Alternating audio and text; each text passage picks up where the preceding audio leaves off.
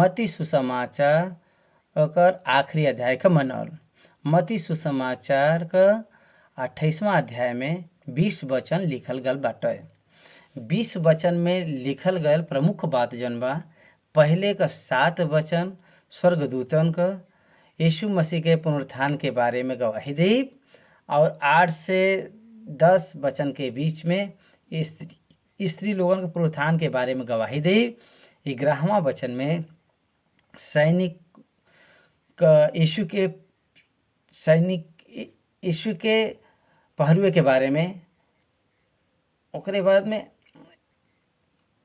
12वां से लेके 15 तक यीशु के पुनरुत्थान के जुड़ल गवाही के बदले बदे प्रधान याजक द्वारा करल गल कार्य। और 16वां वचन से लेके अध्याय का आखिरी वचन तक जब हम देखब तो 2 भाग बाटे। पहले का 2 वचन में मतलब 16 और 17वां वचन में चेलन का पुनरुत्थान के बारे में गवाही दी, और 18 से 20 वचन में आखिरी प्रभु का आज्ञा मतलब ओके ग्रेट कमीशन कहल जाला। सारा जगत में सुसमाचार के फैलाव बदे ग्रेट कमीशन के बारे में लिखल गल बाटे। ये प्रकार से हमके 28वां अध्याय बतावल जात बाटे। मसीह का आशा पुनरुत्थान हुआ, लेकिन सारा जगत में ये विषय का तिरस्कार करल गल बाटे। यीशु मसीह का मृत्यु और यीशु मसीह का पुनरुत्थान ये दोनों मसीह जीवन का प्रमुख सिद्धांत बाटे, फाउंडेशन बा। नया नियम में कलीसिया नाम से जेके बुलावल गया, उ लोगन का विश्वास यीशु का मृत्यु और यीशु का पुनरुत्थान ये दोनों बात पर प्रमुख रीति से आधारित रहला। मसीह विरोधी जौन मसीह के विरोधी लोग बा बहुत ज़्यादा ई बात पर जोर देना अब तक पुनरुत्थान केवल यीशु मसीह का ही भयल बाटे और कोई का भी नहीं भयल बाटे जेकर पुनरुत्थान अब तक भयल हो। यीशु मसीह ही मृतक में से पुनरुत्थान भल बा। वह सबसे पहला प्रत्यक्षता बा। पुनरुत्थान के मार्ग में ले जावे वाला यीशु मसीह के अलावा और कोई नहीं बाटे। यीशु मसीह का मृत्यु और पुनरुत्थान के बारे में मसीह विरोधी लोग ज़्यादा जोर लगावन। भौतिक रूप से आप यीशु मसीह के मृत्यु के देखबा तो ये रोमियो को साम्राज्य के द्वारा देवल गयल एक क्रूस का सजा हुआ। भौतिक रूप से देखे पर प्रधान याजक के कहे पर पाम्पटिस पेस्टल में प्रभु यीशु मसीह के क्रूस के बदे सौंपल गया। रोमी के प्रथा के अनुसार वो लोग उनके क्रूस पे चढ़ाना और ओके मार डालना। ये एक पिक्चर हवा जौन हमके बाहर से दिखाई देला, लेकिन ओकरे पीछे जौन आध्यात्मिक योजना बाटे वो बाहर नहीं दिखाई देला। क्रूस के बात के और कुछ बाइबल के बात के हम अगर लेही तो एक अच्छा प्रचार हमके क्रूस के ऊपर मिलला। भौतिक रूप से पकड़ावे वाला यहूदा इस्करियोती हमके यहाँ पे दिखाई देला। प्रभु यीशु मसीह यहाँ पर दिखाई देला जौन अपने आप के क्रूस पर सौंप दिए रहना। अपने आप के क्रूस पर सौंपे का कारण पिता परमेश्वर का दैविक योजना बाटे। ए प्रकार से ऐसा उ प्रकट करे बा। एक क्लियर कैट अंडरस्टैंडिंग बदे बतावत बा। सुनो, ई ग्रंथ शब्द के रूप से अलग दिखाई देला, आत्मिक रूप से अलग दिखाई देला। विश्वास करे वाला आत्मा से संबंधित बात के अपने अंतरंग में रखला। वो फिर भरोसा रखला। बाहर से दिखे वाला बात पर कुछ लोग विश्वास करना और कुछ लोग विश्वास नहीं करना। कम्प्लीटली मोहम्मदिया भाई लोग क्रूस के विषय का तिरस्कार करे बा। यीशु बदे क्रूस नहीं बटे, ए भावना के ऊ लोग रखना। क्रूस पर यीशु मसीह पापी बदे मरना, ए सिद्धांत के हिंदू धर्म का लोग गलत मारे बा। बाइबल के हमके समझे बदे ज़्यादा ओपर विश्वास रखे के चाहे और सबसे ज़्यादा प्राथमिकता हमके विश्वास रखे में देवे के चाहिए। समझ में आवत बाटे का, समझ में नहीं आवता फिर भी हमके विश्वास करे के बाटे।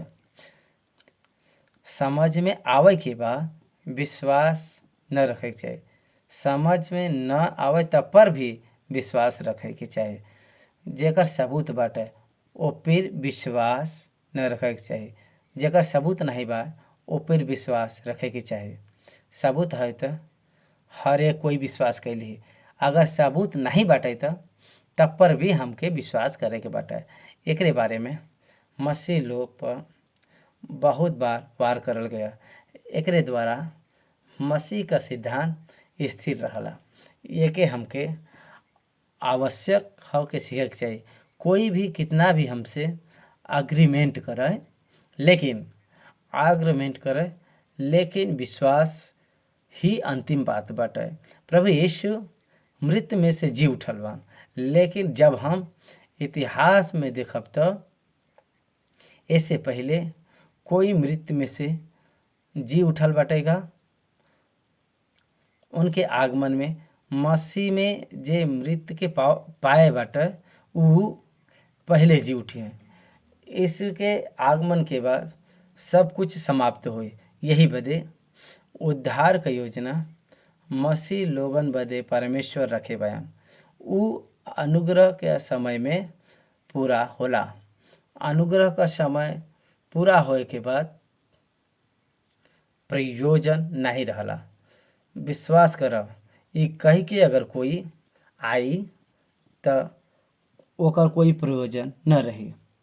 अनुग्रह का समय समाप्त होए के बाद कलेसिया का उठाए जाए के बाद का विश्वास रखब। कलेसिया के उठाए जाए के बाद 7 साल का महासंकट में यहूदी का टाइम टेबल फिर से आई। हतसाक्षी हो के वो प्रभु के पास पहुँची हैं, लेकिन 7 साल में विश्वास रखी हैं ऐसन लोगन का संख्या वो समय में कम रही। एक प्रकार से पुनरुत्थान का इतिहास हमके मत्ती मरकुस लूका यूहन्ना ये 4 सुसमाचार में लिखल मिली। प्रभु यीशु मसीह अपने कहे के अनुसार तीसरा दिन मनुष्य के शरीर में जी उठना महामही शरीर महिमामयी शरीर मरकुस सुसमाचार में उनके शरीर के मिस्टिकल बॉडी कहल बा। द्वार से भी बाहर प्रवेश करे वाला शरीर, दरवाजा बंद होए पर भी उनका शरीर अंदर बाहर प्रवेश कर सकना। चेलन के 2 बार दिखाई देना, द्वार बंद रहे पर भी उनके दिखाई देना। और दूसरा बार जब थोमा जब दरवाज़ा बंद रहल तब पर भी वो दरवाज़ा से अंदर आए ना। एक बार उनके सामने मछली के खात उनके दिखाई देने। ओके जैसे शरीर बटे वैसे ही भूत के नहीं रहला। एक प्रकार से प्रभु यीशु मसीह स्वयं कहेबा। अगर ध्यान से देखबा तो पुनरुत्थान के बाद प्रभु यीशु मसीह का 11 प्रत्यक्षता और 40 दिन के बाद 500 लोगन के सामने प्रभु का आरोहण भयल बाटे। इतना लोगन के सामने उनकर आरोहण भयल बाटे। ओकरे बाद जौने प्रकार से उगैना वही प्रकार से आकाश मंडल से वो बादल के बीच में अइहा। एक प्रकार से ऐसन भविष्यवाणी के ओ समय में स्वर्गदूत जौन वहाँ पर बैठा रहना उ लोगन के दिले बा। ए प्रकार से बाइबल में रिकॉर्ड देवल गल बाटे। बाइबल हमके ई बतावला के आदम के पाप के कारण सारा मनुष्य जाति पर पाप आयल। हर बार जब मनुष्य के परमेश्वर पापी कहना तब पुराना संक्रमित पाप के स्वभाव के आधार पर मानव के परमेश्वर पापी कहे बया। ये प्रकार से हर एक मानव दंड के योग्य बा ऐसन बाइबल में बतावल गल बाटे। अब मानव से प्रेम करे वाला परमेश्वर मानव के पाप के बाद बदले में यीशु मसीह के मतलब परमेश्वर के वचन के इस संसार में भेजे बा और मानव के पाप के बदले मानव के शरीर के रख के वही शरीर के क्रूस पर सजा देले बा और सारा मनुष्य का उ क्रूस पर प्रायश्चित करवाए बा। यही बदे क्रूस कई मृत्यु हुआ। पिछला लोग जे मरल बाटा उन पर अधिकार लेवे बदे उ मरना। तीसरा दिन उ पुनरुत्थान के प्राप्त करे बा। ई पुनरुत्थान काहे बदे बाटा? क्रूस पर 7 बारी में प्रभु यीशु मसीह परमेश्वर फिर मिले के द्वारा आत्मिक पुनरुत्थान क्रूस पर ही भयल। तीसरा दिन मृत्यु से शरीर जी उठे के द्वारा भौतिक पुनरुत्थान भयल। आध्यात्मिक पुनरुत्थान क्रूस पर ही भयल बा। भौतिक मानव का पुनरुत्थान के निमित्त भौतिक पुनरुत्थान के लेवे के पड़त बाटे। यीशु भौतिक मृत्यु के पावे से पहले आध्यात्मिक पुनरुत्थान के स्वाद के क्रूस पर उ चखे बया। चौथा वाड़ी में यीशु आध्यात्मिक मृत्यु के देखे बा। परमेश्वर का यीशु का छोड़ब एक आध्यात्मिक मृत्यु हुआ। यीशु के साथ फिर परमेश्वर का हाथ मिलाई एक आध्यात्मिक पुनरुत्थान हुआ। आध्यात्मिक मृत्यु और पुनरुत्थान दोनों क्रूस पर भी ही भयल बाटा। क्रूस पर आध्यात्मिक पुनरुत्थान के पावे वाला यीशु भौतिक मृत्यु के पाए बा। तीसरे दिन भौतिक पुनरुत्थान के पाए बा। यही वजह सारे जगत में अधिक संख्या में लोग प्रभु यीशु मसीह पर विश्वास रखे वाला ही है। परमेश्वर का वचन हमके याद दिलावला के पुनरुत्थान में मसीह लोगन का आशा बटे। मसीह में सही है भौतिक मृत्यु का तुलना मसीह में 100 से करल गल बाटे। यही बदे विश्वास रखे वाला व्यक्ति जब भौतिक रूप से मरना तो वो मसीह में सुतना वो प्रभु के पास विश्राम में बा। फिर प्रभु अइहा तब उनका पुनरुत्थान हुई। प्रभु के साथ वो आकाश में उठाए लेवल जाइ हैं और मध्य आकाश में उनसे मिली हैं। 7 साल वहाँ विवाह का महत्व से अद्भुत रीत से हुई। भाई और बहन लोग, ये बाइबल का बतावल गयल इस सिद्धांत बाटे। यीशु मसीह के साथ नया पृथ्वी और नया आकाश में अनंत काल का जीवन के यीशु मसीह पर विश्वास रखे वाला बितई हैं। ये बाइबल का सारांश बाटे जौन परमेश्वर का इच्छा बाटे के मतलब मनुष्य के साथ परमेश्वर का निवास होई। जौन परमेश्वर चाहिए वो प्रकाशित व 21वां अध्याय के अनुसार नया भूमि और नया आकाश में प्रभु पूरा करे जात बया। ये प्रकार से मसीह लोगन का प्रचार बाटे। ये प्रकार से पुनरुत्थान का मूल अंश बा। पुनरुत्थान ही मसीह लोगन का आशा बाटे। जे पुनरुत्थान पर विश्वास नहीं करला वो मसीह पर विश्वास नहीं रखला। मसीह पर विश्वास नहीं रखला। यही बदे हमके समझे बाटे। अब 28वां अध्याय का पहला वचन से पहला पढ़ब हम। सप्ताह के दिन के बाद, सप्ताह के पहला दिन पाँव फटत ही मरियम मगदनी और दूसरा मरियम कब्र के देखे ऐनी। यूहन्ना सुसमाचार 20वां अध्याय का पहला वचन में जब हम देखब तो सप्ताह के पहला दिन मरियम मगदनी भोर के अंधियार रहत कब्र पर आईनी और पत्थर के कब्र से हटल देखनी। मगदनी मरियम भोर के और स्त्री लोगन के साथ आईनी ताकि वो यीशु के मृतदेह पर सुगंधित तेल लगा सके।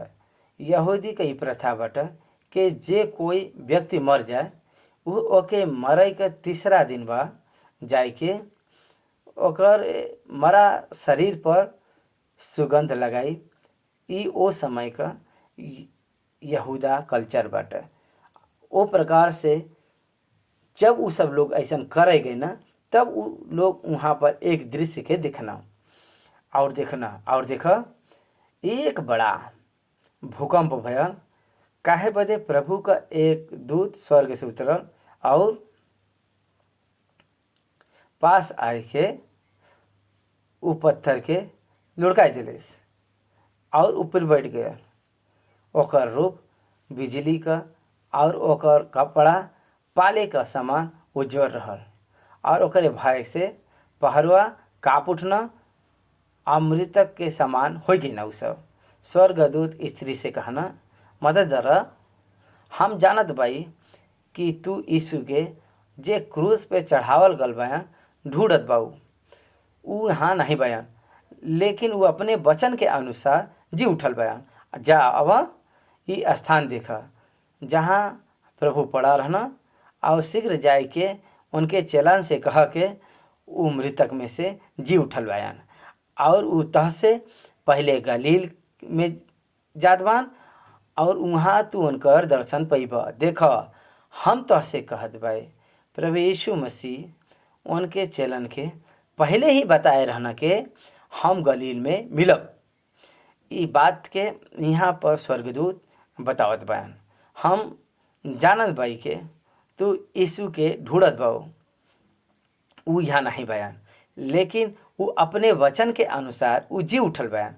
उनकर पुनरुत्थान भइल बाटे, एकर हम गवाह बाई।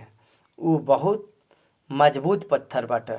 पुनरुत्थान का सामर्थ्य से एक तरफ जाए के वो पत्थर गिर गया। जब प्रभु जी उठना तब कब्र का वो पत्थर हट गया। स्वर्गदूत दर्शन और उनके बतैना के ओकर पुनरुत्थान भया। चेलन से कहा के वो मृतक में से जी उठल बा और वो पहले गलील के जादवा वहाँ दर्शन पैबा। वो भय और बड़ा आनंद के साथ कब्र में शीघ्र लौट के वो चेलन के समाचार देवे बदे दौड़ गिना। तब यीशु उनके मिलना और कहना सलाम। वो पास में आए के और उनकर पाँव पकड़ के उनके दंडवत किना। तब यीशु उनसे कहना मत डरो, हमरे भाई से जाए के कहा के गलील के चल जाए, वहाँ पर हमके देखी हम। जब हम यूहन्ना सुसमाचार 20वां अध्याय में देखब तो सबसे पहले मगदनी मरियम यीशु के देखे। ये प्रकार से हमके 4 सुसमाचार के मिलाई के देखी ला जा तो हमके 11 प्रत्यक्षता मिलला। एक सुसमाचार में कुछ विशेष प्रत्यक्षता यीशु के पुनरुत्थान के बाद हमके देखे के मिलला। यहाँ पर प्रभु स्वयं उनके प्रकट होना और उनसे कहना कि हमरे चलन से कहो कि हम गलील में उनसे मिलब। 11वां वचन वो जाते रहने के पहरुआ में से कुछ लोग नगर में आए के पूरा हाल प्रधान याजक से कह सुनाए। अब पहरुआ लोग जौन रहना गवाही, पहरुआ लोग के हवा इब्र के यीशु के कब्र के बाद के ऊपर मुद्रा डाल के ओकर रखवाली करे वाला पहरुआ लोग जौन कुछ लोग रहना वहाँ पर उ लोग आए के गवाही के देत बा। का कहत बा जौन भयल वो सब विस्तार में उ सब बतावत बा। कब्र खुलल, स्वर्गदूत ऊपर बैठल रहल आ हम सब मरे हुए के समान पड़ल रही जा। वास्तव में ये मृतकन का पुनरुत्थान और कह देना ए पर प्रधान याजक घबरा गए ना। ये बात अगर लोगन में जाई तो यीशु पर बहुत लोग विश्वास करिहा और उ ए प्रकार से सोचना और उ का कहना तब उ पुरनिया के साथ इकट्ठा हो के सम्मति कहना और सिपाही के बहुत चांदी दे के कहना ये कहिया के रात के जब हम सो रहत रहली तब ओकर चेला आई के होके चोरा ले गना। और अगर ये बात पिलातुस के पास पहुँची तो हम उनसे समझ लेबा, हम ओके समझा लेबा और तहके जोखिम से हम बचा लेबा। काहे बदे कि पिलातुस न्याय करेबा। अगर कोई पिलातुस से आके कोई कहेगा कि तू जेकर न्याय करे रहला वो यीशु तीसरा दिन जी उठना, अब ओपे जे आरोप लगाए रहल ओके दंड द। अगर कोई ये प्रकार से पिटीशन अगर कोई देही त समस्या हो। यही बदे पिलातुस के भी हम धन दे के मैनेज कर लेबा। ये भावना से वो सब लोग रहना उस सिपाही के धन दे के कहे बदे कहत बयान। रात का जब हम सुतत ली कैसे एवरी 3 आवर्स में एक बार सिपाही के बदले के बाटे। एवरी 3 आवर्स में सिपाही के बदले वाला ये रोमन सोल्जर्स ड्यूटी में कैसे सुती हैं, चांस ही नहीं बाटे। अगर सुतत भी बयान तो सोए वाला व्यक्ति कैसे गवाही दे सकला कि चेला चोराई के ले गल बयान। हम हंसे की बात बा यहाँ पर, लेकिन अभी भी यीशु के शरीर के उनका चेला ले गल बयान। देयर वाज नो रिजरेक्शन, पुनरुत्थान ही नहीं बाटे। ये सब मन गढ़ंत कहानी बाटे। ऐसा कह के ये बात के वो सब ठुकराए देना। बाइबल में ये बात के लिखल गल बाटे। वो प्रकार से प्रचार के हम जवन प्रचार के उनके द्वारा करावल गया। यूहन्ना पहला अध्याय पहला वचन में जौन लिखल बाटे वो जीवन के वचन के विषय में जौन आगे से बा जेके हम सुने भाई और जेके हम अपने आँखें से देखे भाई और जेके हम ध्यान से देखे भाई और हाथ से छुए भाई ओकरे बारे में वो लोग बतावत बा। प्रभु यीशु के वो लोग ध्यान से देखना और छुए भी बया। पुनरुत्थान होए वाला यीशु के वो लोग हाथों से छुए बा ओकर वो लोग गवाही देते बया। They witness at the resurrection of Jesus Christ. यही बदे वो सब लोग अपने प्राण के दे देना। अगर यीशु का पुनरुत्थान झूठ हो तो यीशु का चेला पुनरुत्थान बदे अपने प्राण के न देतन। समझ में आवत बाटे का सब सारी बात। अमेरिका में एक स्कैम भयल, वाटर स्कैम भ रहल। ओमें 3 लोग शामिल रहना। वो तीनों आपस में निर्णय लेना कि वो कोई के भी न बताइए। लेकिन तीसरा दिन ये बात बाहर आया। अमेरिका का प्रेसिडेंट पर्सनली ए स्टेटमेंट दिले बान के यीशु का पुनरुत्थान सत्य हुआ। काहे बदे कि 3 मंत्री मिलके एक और 11 भिन्न लोग, भिन्न परिस्थिति के डरपोक लोग अगर यीशु का पुनरुत्थान झूठ होता तो उ अवश्य ये बात के उ बहाली होता। 3 दिन में मंत्री का स्कैम बाहर आयल था। ई 1000 साल से ई विश्वास बरकरार बाटे था। एकर मतलब बाटे का यीशु का पुनरुत्थान सत्य बाटे। प्रेरित लोग प्रभु यीशु मसीह के बदे हतसाक्षी भल बा। काहे बदे के उ लोग यीशु के पुनरुत्थान के अपने आँख से देखे बा। उ लोग आरोहण होतर देखे बा। ऊपरी कोठरी में पवित्र आत्मा के उतरत उ सब देखे बा। यीशु का प्रचार सत्य बाटे। ए बात के उ अनुभव पूर्वक के जाने बा। यही बदे उ प्रभु को पीछा करे में पीछा नहीं हटना और आगे बढ़त गई ना। ओ समय का सिपाही जवन कहे रहना उ कहना उ लालच में आएगी ना। पैसा लेके वो लोग कहना के उनके शरीर के चेला लोग चुराए के ले गए ना। फिर रिकवर के ना का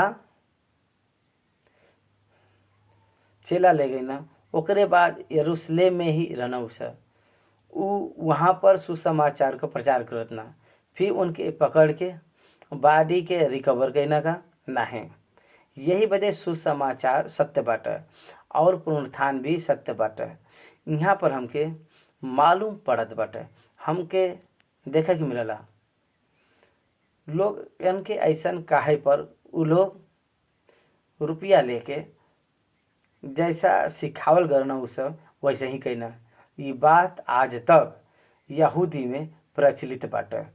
का प्रचलित बाटे? शिष्य चेला लोग ही यीशु के शरीर के चोराए ले गल बा।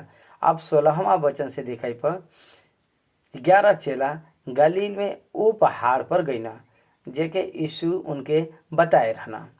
उ लोग उनके दर्शन पाए के उनसे उनके प्रणाम करना। पर कोई के संदेह भयल यीशु उनके पास आए के कहना, स्वर्ग और पृथ्वी का सारा अधिकार हमके देवल गल बाटे।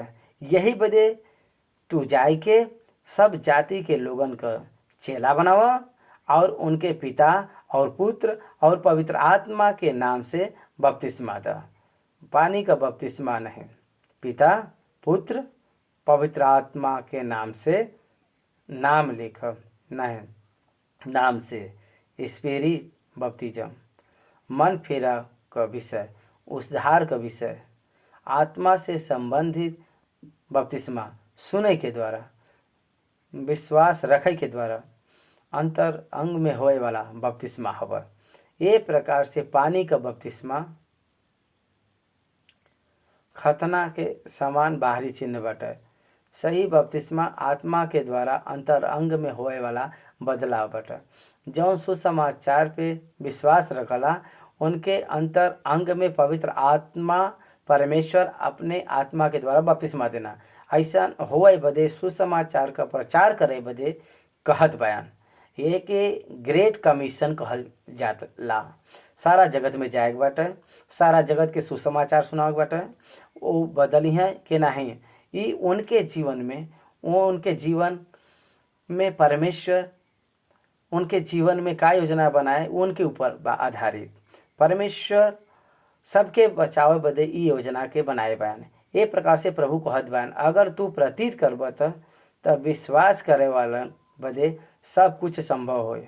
सब लोगन के चेला बनावा, पिता पुत्र और पवित्र आत्मा के नाम से बपतिस्मा दो।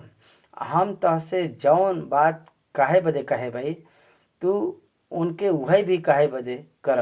प्रीच द गॉस्पेल, टीच द डॉक्ट्रिन।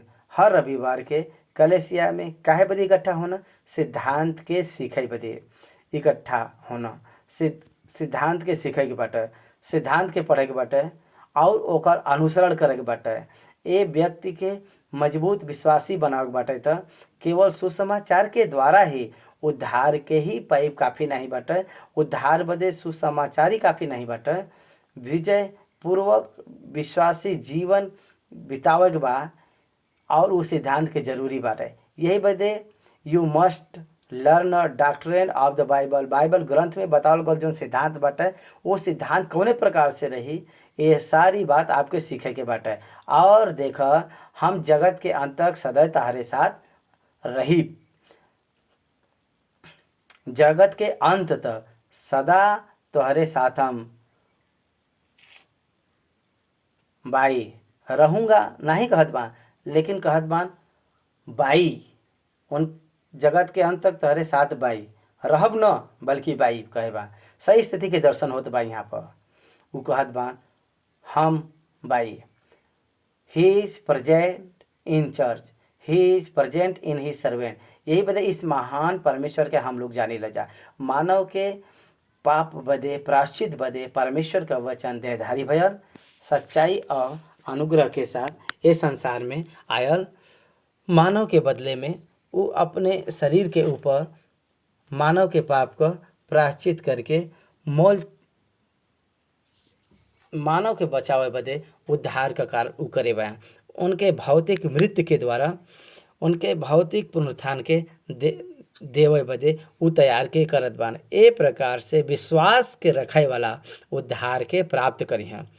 यही बदे मसीह धर्म मनुष्य का माइंड के समझ में नहीं आवला। मसीह धर्म मनुष्य के आत्मा के मसीह लोगन के आत्मा के समझ में आवला। यही प्रकार से विश्वास रखे वालन के यीशु मसीह का मर्म, मसीह का मृत्यु और उनकर जीवन आश्चर्य से समझावल जाला और अच्छी रीत से समझावल जाला।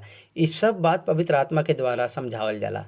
ये लोगन के ये बात मूर्ख जैसे लग सकला, लेकिन विश्वास रखे वालन के ई विश्वास के द्वारा समझावल जाला। ई उनके बदे अंगीकार योग्य नहीं बता। लेकिन बाइबल ग्रंथ में प्रभु यीशु मसीह पापी बदे मरल बयान एके अंगीकार करब जितना बतावल जात बाटे। ए प्रकार से बाइबल का संदेश आत्मिक संदेश हवे। बाइबल का संदेश अंतर अंक संदेश बाटे। बाइबल का संदेश परमेश्वर का संदेश हवे।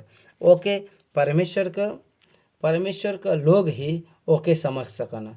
धर्म से संबंधित लोग ओके कभी भी नहीं समझ सके हैं। एकर प्रचार अलग बाटे, एकर अर्थ भी दूसर बाटे। ए प्रकार से मसीह लोगन का आशा पुनरुत्थान जौन संसार का कोई भी व्यक्ति नहीं समझ सकला, ओके बाइबल में स्थिर करल गल बाटे। यीशु का पुनरुत्थान में रहे वालन के पुनरुत्थान बाटे। पहला पुनरुत्थान में भागीदार हुई 28वां अध्याय के हम यहाँ पर समाप्त करत बाई।